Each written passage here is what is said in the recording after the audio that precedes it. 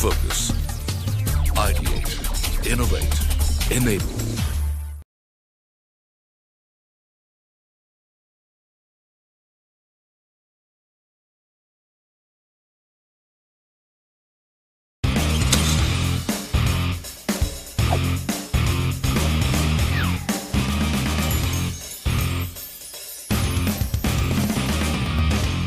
Let's retire rich. Isn't that the dream that most of us have?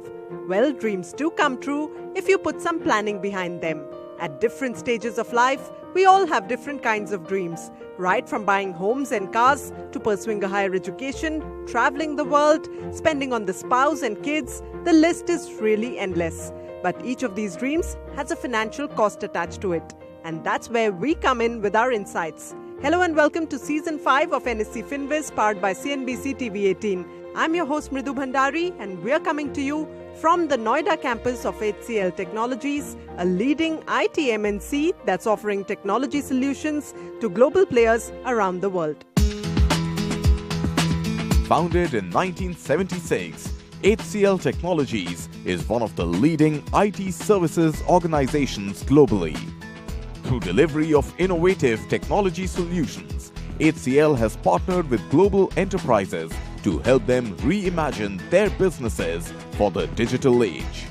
NSE FinWiz, with its theme Dream On, engaged with HCL employees in Noida to help them reimagine their own financial futures in the age of inflation.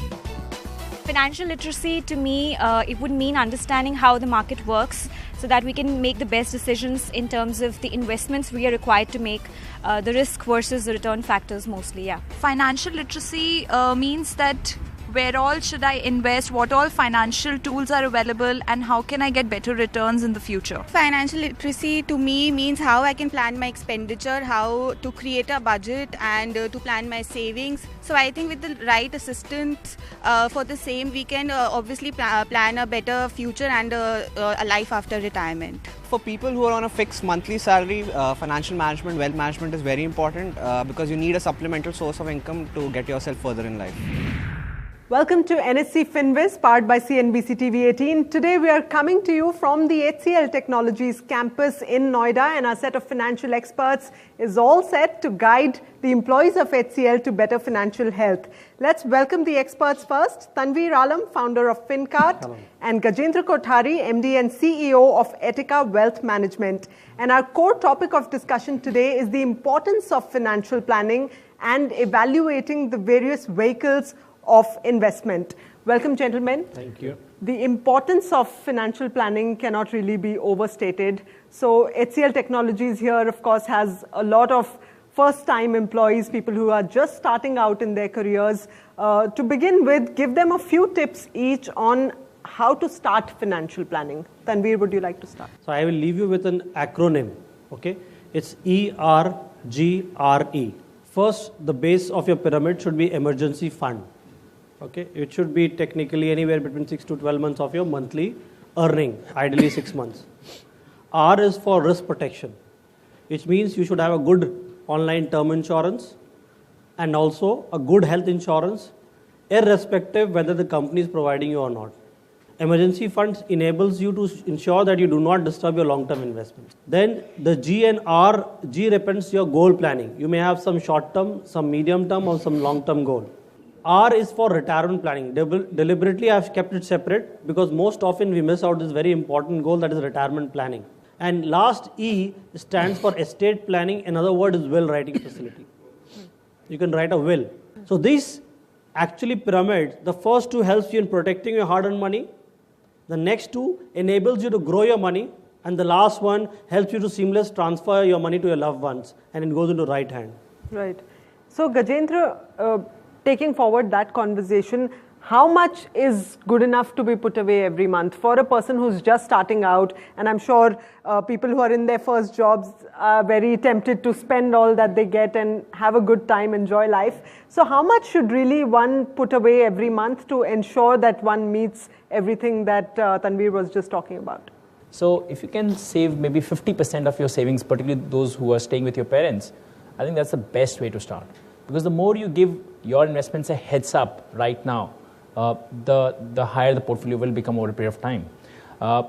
For those who have families to manage and other expenses like EMIs and other things are there, I would still say ensure that 10 to 20% you are able to pull out from your monthly savings and put that to use. What one mistake which most of us make, right, and this is very important to bring out here, is most of us do the way we follow the pattern is earn and spend and then whatever remain is saved, right? That's why 99% of us are not able to become rich. The day you change this equation to earn, save, spend, you earn 100 rupees, you may keep aside 20 rupees and invest in SIP or other tools, and then remaining 80 you spend. I think I can guarantee you that in maybe 20 years' time, you will all become rich, you will all be able to achieve all your goals. It is important to start early, isn't it? Because the earlier you start, the better it is. So Tanveer, give us a sense of what we can miss out on if we start saving, say, 5 years later or 10 years into our work life. Let me narrate a very incident. I had asked one of my friends almost about 10 years back, when he was just below 30, to buy an online term insurance for 1 crore. Okay? That time the premium was less than about 10,000-12,000 bucks for him. He did not do it. At almost 39, he's come back. He says, I want to do an insurance of 2 crores. His annual premium has moved from less than 10,000 to almost 19,000 something, 20,000, right? So he's paying literally double the money. Now giving you an example on investment, how you miss out in time horizon. Suppose one of you started your SIP at the first job when you started at 25. And you did the 10,000 rupees for SIP every month on month. So in 1 year you save 1,20,000. In 10 years you save 1,20,000. Sorry, 12 lakh. In 20 years is 24 lakh rupees. So one of you started early at 25. The other friend said, okay, I'll start at 35. Okay. So the 10,000 rupees who invested for 24 lakh and the other guys invested only 12 lakh. If you invest for 10 years, 12 lakh rupees, that amount would have been today, will be worth about 25 to 30 lakh rupees. So his 24 lakh investment is worth anywhere closer to 3 crores today. That is what you miss out if you delay. The cost of delay is much bigger than you can ever anticipate. If you had to evaluate mutual funds versus equity versus gold versus real estate. Now, a first-time investor has all of these options and is very confused on where to put his or her money. So how do you really decide which is the best vehicle for investing? My suggestion to you is that don't buy your first house when you're 25. Buy your first house maybe after 10 years into your corporate life, because then you're far more mature. You have double income, you know where to buy, which place, etc. A lot of clarity is there. That's the first thing. As far as savings is concerned, where to start with, it all depends on your goals. If you have a short-term goal, you want to go for a vacation 3 years, 5 years down the line, most of your money should be in safer asset class like FD or debt mutual funds. There should be hardly any equity for a short-term goal. If the goal is for longer tenure, 5 years, 7 years, 10 years, 20 years, most of your money should be in equities and less of debt. Okay, so on that note, let's head into a short break right now, but stay with us because on the other side, our experts are going to tell us all about goal-based investing. We're at the HCL Technologies campus in Noida, right here on NSE FinWiz on CNBC TV 18.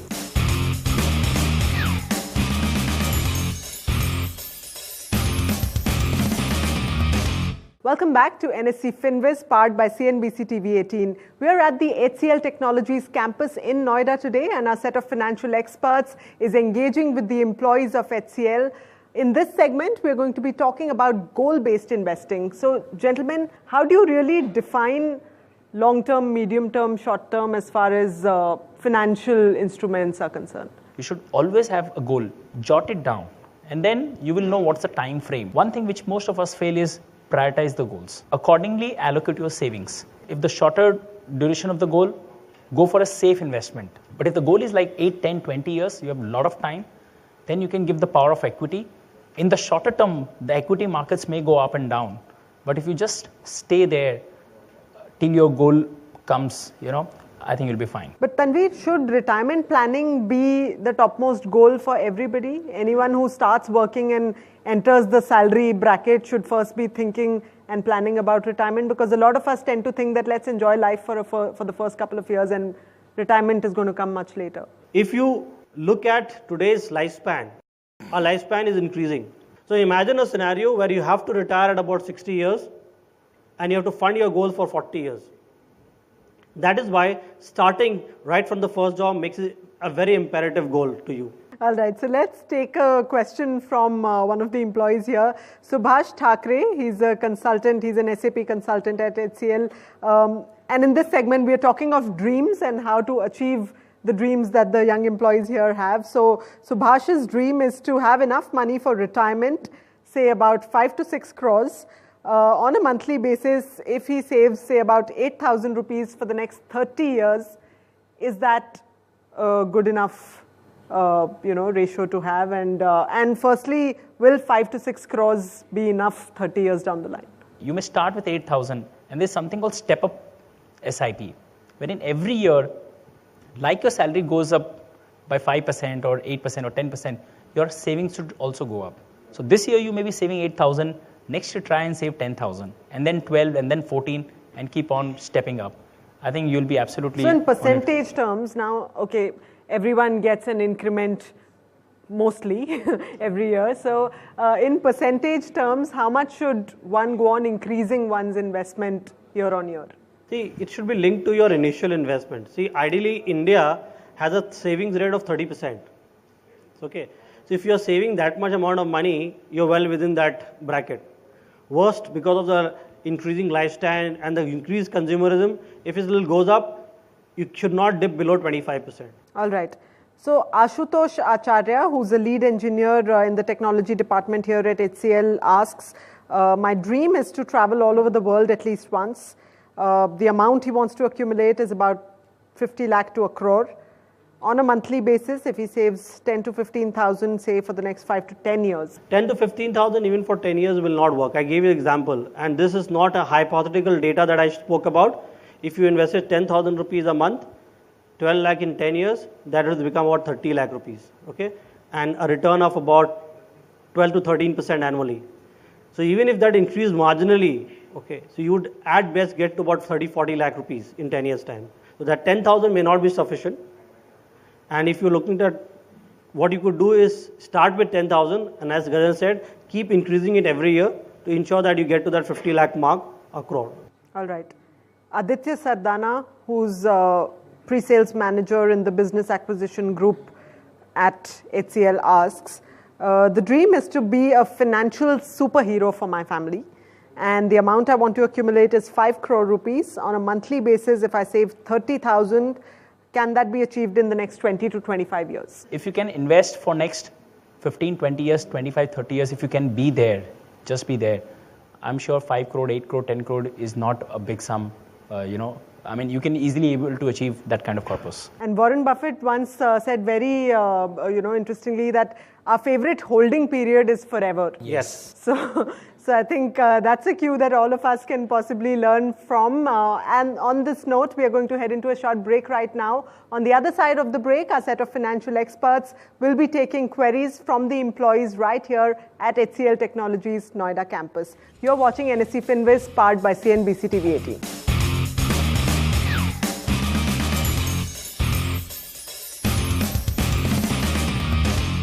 Welcome back to NSE FinWiz, powered by CNBC TV 18. We are coming to you today from the Noida campus of HCL Technologies, and we are having a good time engaging with the employees of HCL Technologies. In this segment, our set of financial experts is going to answer all their queries face-to-face. So any of you who have questions for our experts, please raise your hands. Which is the best thing to invest in, out of the PPF, mutual funds, or the equities? PPF is a safe product. Equity mutual fund is a risky product. So you can't compare. It will be unfair to compare that way. But now, if you look at how equity market behaves, equity market is like that wedding that you do, the vow that you live through bad and good times. You're not flirting there. Now, equity mutual fund investment is like that marriage. If you invest for a period of 1 year, there's only a 2/3 probability you will make money, 60% probability you will make money. On a 3-year basis, the probability increases to 75%. on a 5-year basis 85, on a 10-year basis 98% of the time would have made money. So on a 15-year, 100% of the time in our history of India, we have never destroyed capital. So if you're investing in a 15-year product, might as well invest in ELSs, you will not lose money. All right, so to add diversity, let me give a woman a chance. My question is on sectoral funds. How safe is it to invest in sectoral funds? What is the time horizon for which one should consider investing in these funds? And what is the best way to invest in them? SIP or lump sum? Sectoral fund, typically one people should invest if you have a very strong understanding of the sector. Sectoral fund, each sector will pass through a phase of good times and bad times. So the only disadvantage of investing in a sectoral fund is that you have to time the entry and the exit of the sector. So if you have that strong understanding of that sector and you can actually time it well, by all means do it. Yes. Decide. How to accumulate 50 lakh rupees to 1 crore in 3 years? What are the best 5 mutual funds today to invest in 2018? This is a big myth, Many people come to us and says, give us one mutual fund which I should put my money. So it's like a tip you're asking. And just like even cricketers, all human beings have a good and bad times. All mutual funds have good and bad times. No fund manager has delivered consistently top performing returns across 20-year period. Okay? Even the best of them have had 5 years of underperformance. So you should not be really changing funds like maybe in 1 year or 6 months. The idea is to stay there. Just to add to what I said, you have to segregate your goals between short, medium and long term. Right. Long term, you have to play the game very differently. It's like a test match and 50 overs match and a 20 over match. So if you have to play a 20 over match, you play very aggressively. A test match, you play conservatively. So hence, exactly your investment should be staggered. All right. One last question. Suppose I'm investing in a stock market in cash. I'm identifying the stock from the Nifty 50 or Nifty 100, and similarly, I'm investing in mutual fund as well. So, which will give me the better return? Like I'm adding that particular stock. Suppose I'm holding till the 10 or 20% return, then again I'm selling and again buying. So, which is the best option? Many people think that I can make more money by investing in stocks directly rather than going through mutual funds. Okay, this is a perennial question we get. Why should I pay that fees to the fund manager? In order to be a good investor, you need to have 3 things, particularly stock market investor. You need to have interest in this field, which means you need to be really motivated to go and read balance sheets of these companies, understand what the company does, and many other things. Secondly, you need to have time. Okay, only having interest is not enough. You need to devote a lot of time. And the third thing, knowledge, right? So if you have all the 3, surely you can go out and try picking stocks on your own and then see your performance vis-a-vis other fund managers, okay? But if you have any one of the 3 missing, don't even attempt it, right? Then it's the best way is to go and give to a professional fund manager. See, remember one thing, a professional fund manager is doing this job 24/7 with a team of 50 other analysts who are there to support him. And if he's managing 50,000 crores rupees of yours, he has that clout to get information which you or me would not find. Right. We'll always get the information, a stale information next in the newspaper, but these guys would have already acted upon it maybe a week earlier, right? So it's very difficult to beat the professionals in their game. All right, thank you so much, all the employees at HCL, for your wonderful participation here today. Thank you very much, gentlemen. With that, it's a wrap of this episode of NSE FinWiz, powered by CNBC TV 18. We'll be back next time from another corporate campus, bringing you insights. Till then, dream on and plan for your dreams. Thanks for joining us. Goodbye. The event was extremely crisp and concise and definitely very informative. So we got to know a lot of things that a beginner, who's just entered and started earning and working is not aware of. So it was very, very, very informative and very knowledgeable. Earlier to this session, I was just nothing for the investment. I was just saving the amount to my bank account, just it is. But now I'm planning to invest in like mutual funds on the first priority, and then I will look for the PPS and all, because my investment plans are for the long term. The event was really good and helpful, and it was very enlightening. And now I would know that where to invest and and most importantly, where not to invest. I was scared to invest into mutual funds and ELSS. Now I have the clarity, and probably this financial year itself I'll start investing into mutual funds and SIPs.